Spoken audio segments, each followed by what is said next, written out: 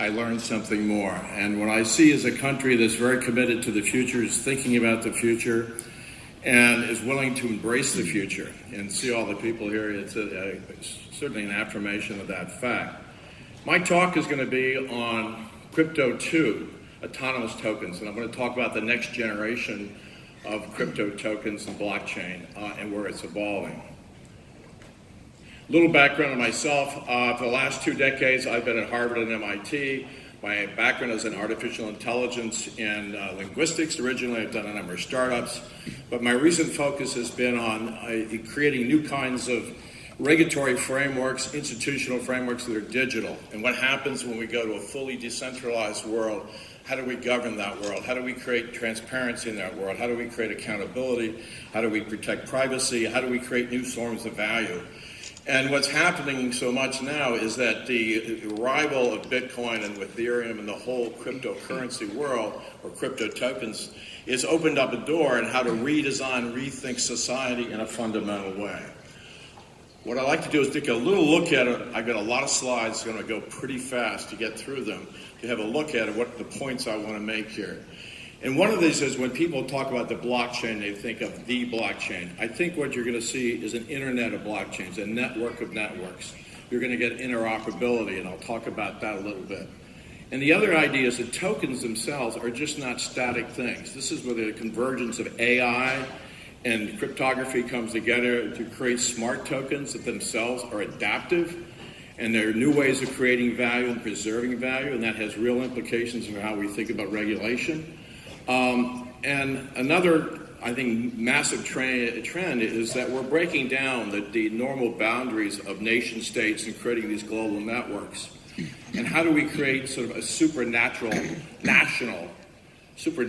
unit of value, or a token that can be exchanged and to let people work together as a whole on the planet, particularly around issues of climate change.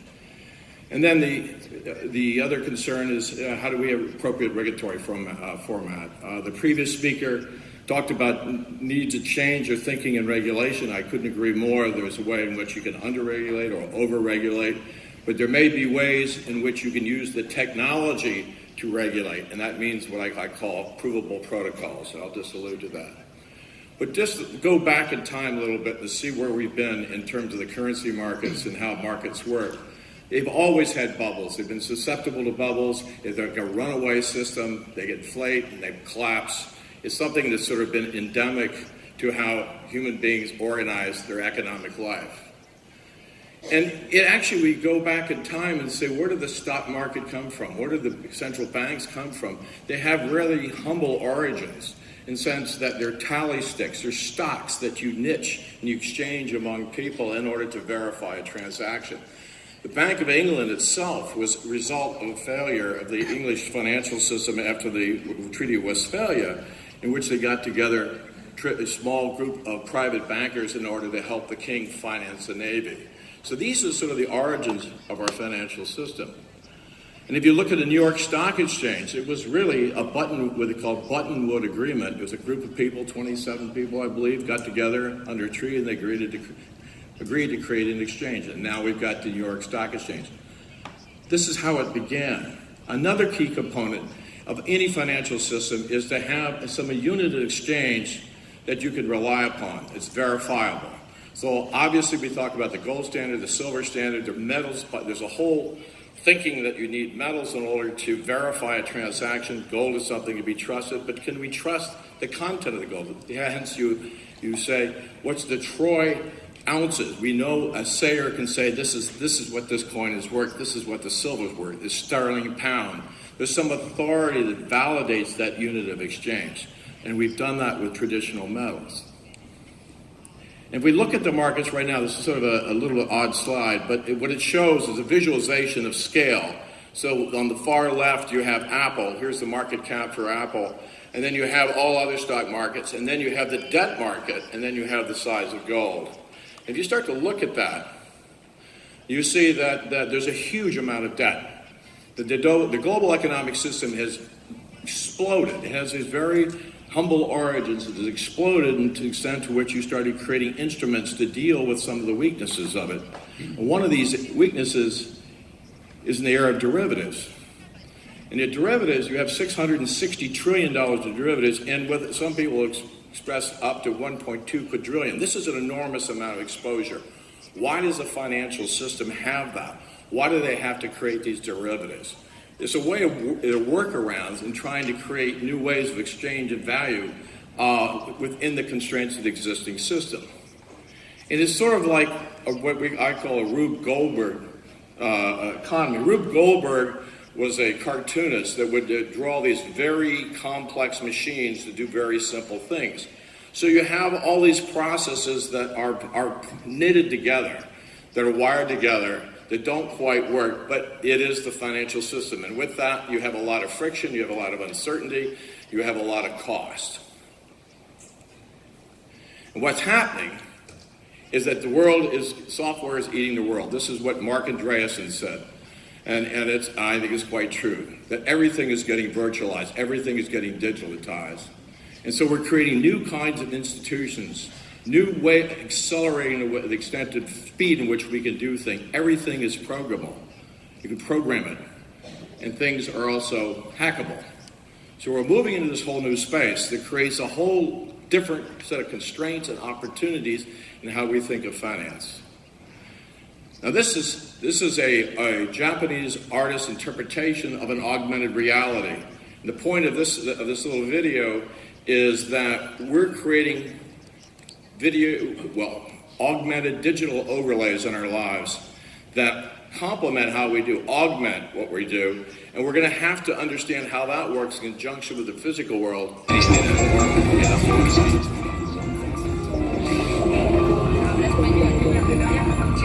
Everything is rated, everything is coming at you. If you don't understand the signpost, you don't know where to go. So we're living in this dual world. At the same time, it creates opportunities. So we have the head of the IMF, Christine Lagarde, saying, yes, we can have virtual currencies and they actually could be more reliable. Now, this is a very different narrative than you hear here. And this was at the World Economic Forum, I think, when she made this, not this year, but the year before. But there is a recognition that we have to transition to a different kind of global economy. And basically, we need to think about something where our economic and financial monetary order is inherently digital. So I talked to you earlier about saying, okay, the origins of the current one are very much analog, exchanging physical stakes, things like that. Now we're at the point where it should be fully digital. It is becoming fully digital, and that raises a whole new set of issues and opportunities.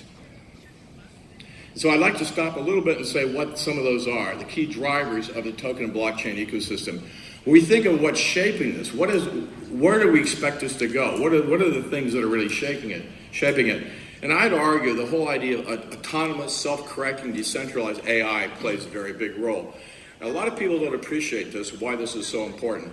But it's the fact that we cannot intervene in everything transaction that goes on. We have the Internet of Things. There are going to be billions, even trillions of devices out there that are going to be talking to one another. They're all going to be like, by today's terms, supercomputers. Now, we can't intervene, so we're going to have to allocate some kind of agency and power to those devices, and how we design those things, how we monitor those things becomes very important. The other shaper I think is very important is climate change. This is a reality, is coming in faster than we want to acknowledge. So we as people of a common planet need to get together and to address that and create an industrial system that is sustainable within the constraints of the climate. And that means a big, big change in how we think about things. Third is this whole idea of incentive systems. Markets are incentive, and currencies are ways of incentivizing different kind of behaviors. As more we learn how to design different kinds of tokens, we can incentivize different kinds of pro-social behaviors and get people to work together to accomplish certain kind of ends. Now, the key issue here is how do we protect people? And what is the appropriate role of a regulator? Now, we think of regulation within the traditional framework of the government coming in and issuing a ruling and creating an intervention, which is almost like a denial of service attack. What you really want to do is build a technology that encompasses and incorporates a lot of these principles, like know your customer, AML. And the other big challenge is security and scalability. Right now, the Bitcoin blockchain world is not highly scalable. Everyone's working on this problem. The security parts of it are right. The other issue is, particularly the Bitcoin proof of work protocol, is that it consumes a lot of energy. And if we actually adopted that, we'd fry the planet. So we're right now what I call is crypto one space, and sort of the poster child person for that is John McCaffrey. That may be a bit of an overstatement, but there are those who believe in a highly libertarian view where they can have anonymity, they can make it as highly speculation. He's a great speculator. He says that Bitcoin's going to go, I think he said $1 million, and he has this whole idea: do not tread on me. And so there's the idea of limited governance. They're agnostic to some of these issues around energy consumption. And this creates a lot of the regulatory issues. I mean, this was mentioned here earlier. In the U.S., there's been a lot of uncertainty around the regulatory framework. Now, the Chairman Clayton has said that to him, most things look like securities. And I think this raises some really basic issues. An instrument of speculation different than a speculation in an instrument.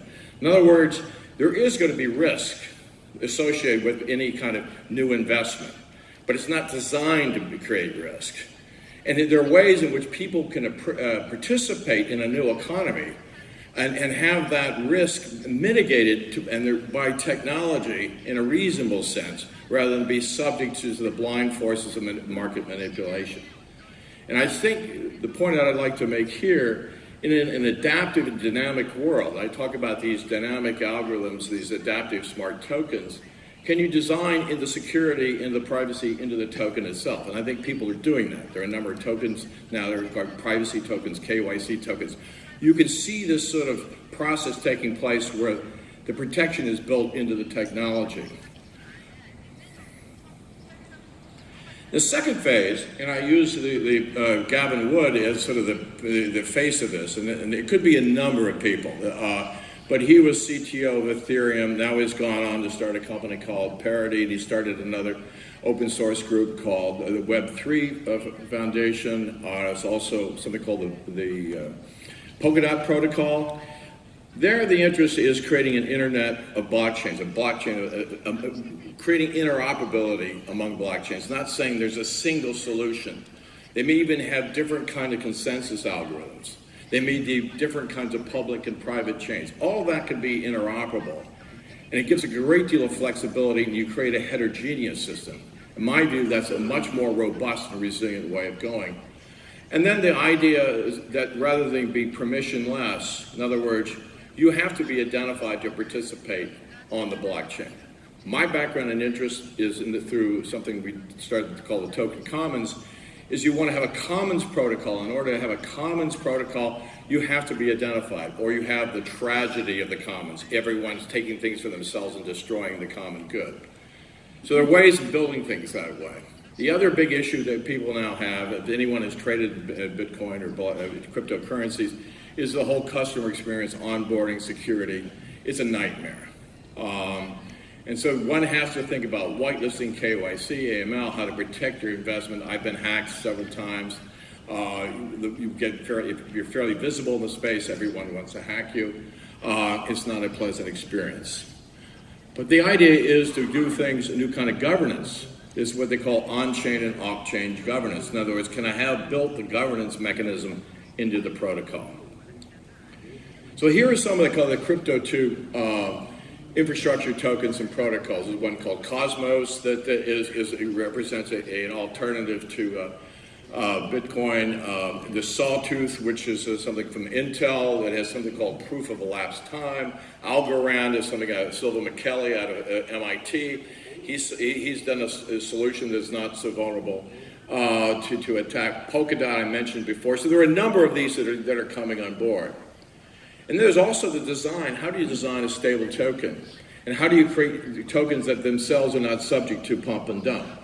And so there's something called the Bancor protocol that I'm going a little bit, that I think is very exciting.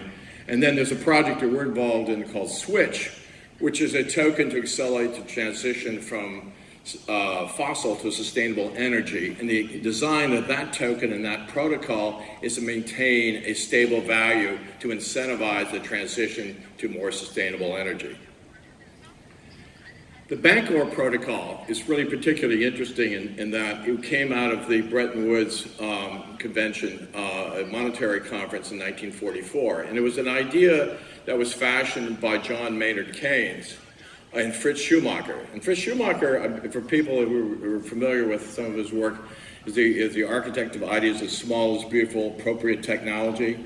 And what their interest was, how do you create a way of protecting smaller countries from the trade imbalances? There was an earlier comment about that you have larger currencies dominating smaller, you have creditor nations, you debtor nations, and can you create a pool that levels that out in a whole set of processes? And he did not advocate setting up the IMF or the World Bank, but actually creating a new set of processes. That was not adopted. But now you have the Bancor protocol, which has adopted that. The things that we've involved with in the Token Commons Foundation and Swytch is how do you create this super national verifiable unit of value?